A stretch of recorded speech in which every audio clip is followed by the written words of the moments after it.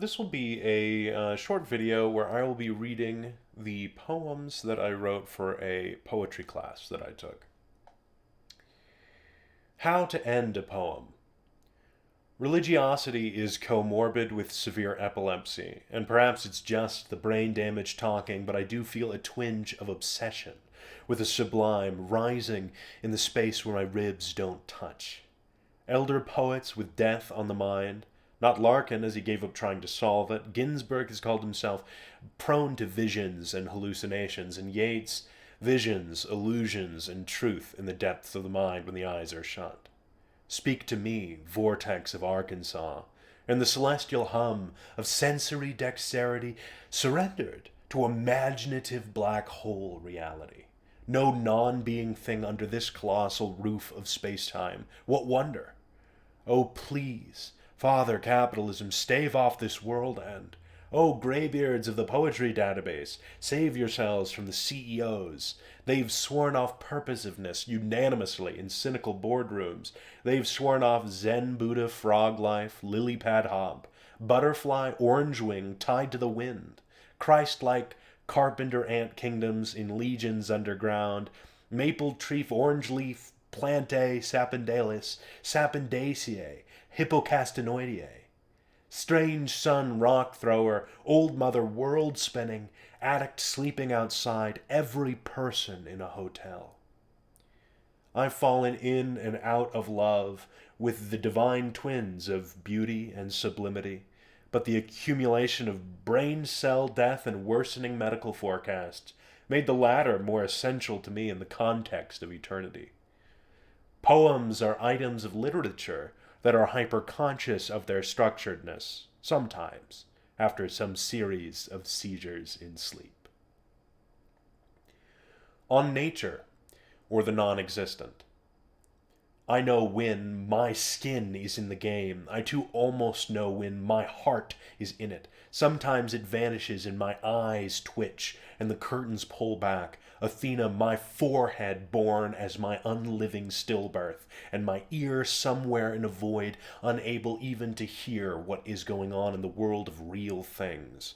Like Apollo, though, into my void-stretched ear, there is much to hope for. There is much to be proud of. There is nothing to be ashamed of. There is nothing to fear. My GF's anxieties about me are mounting. My apathy, inhibitionlessness, signs of neurodegeneration, inacreditabla. My work has remained despite efforts to curtail. My spark has burned the brightest it will ever burn. My Satan has been struck ever stupidly good. My consciousness, illusory, inauthentic. My desires, irreplicable, replaceable. My primary motivation is just boredom. My desires are then constructed from a desire my hunger and thirst create, so I don't wait out my life. There is an imaginative process my head goes through to create functional stories my body is willing to perform. Restoration of my old home. These are the soul's changes. I don't believe in aging. I believe in forever altering one's aspect to the sun. Hence my optimism. Virginia Woolf. For a further union, a deeper communion through the dark cold and the empty desolation. T.S. Eliot. Box houses of the planned suburban neighborhood, numberless universes unorganized by language, their own alien natural laws nigh purposeless, infinite bestial galaxies, tamed by no organism, purposeless or perhaps free from purpose. The whole neighborhood torn up by the roots. Am I that which sucked my mother's breasts? Am I that senile future thing, incapable of language?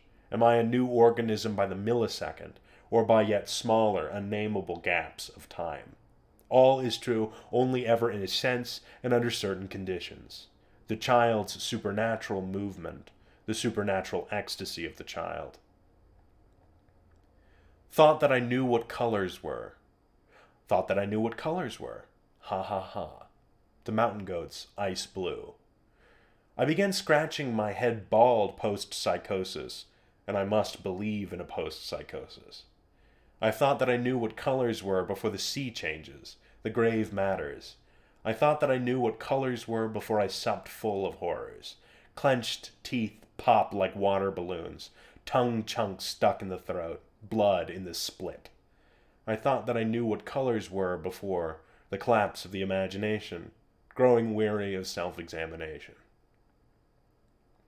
Needless to say, our night was ruined. The crowd shivered in silence. The light glistened on the clear marionette strings above the animal. I wanted it to end. The armadillo curled up. I wanted to do the same. Winter came all at once in the fall this year in Utah. I've been dreaming all suddenly, and others I talk to too. I wonder if the sensations of temperature changes and new sensations generally create the effect of memorable dreams. Possibly not, and I suppose the speculation is a diversion from the central point. I had a dream that felt eternal. Not merely long, but endless, when one can stand above a dark lake and see where the blue turns to black beneath. Its theme mostly eludes me and is irrelevant, although vivid. It centered on me becoming addicted to diazepam or choking on my tongue. It's the attribute of duration which sticks out to me as being the only relevant detail. Could it be a result of my toes sticking out of the bed and getting a little chiller than usual? Is that really the structure of the universe? Is it that all the rules of space-time and grammatical syntax all come down to some white-beard grandfather universe dreamer who's neglected to close his window shut? Something has been lost about food. It has something to do with the coherence of our egos, but you really are what you eat. 3 bowls of varying temperatures, the dangerous, the unappealing, and the contentment. But there is more gravy than of grave about this too, for storytelling isn't always an unearthing. In fact, it's usually a cover-up, but tilting backward out of time. Better to eat you with. Horror is past the anxiety. Horror is the brain rewriting time. Terror is when you see it coming. Horror is the imaginary space where one must carve out a new mind that can function under the new conditions being asked of it.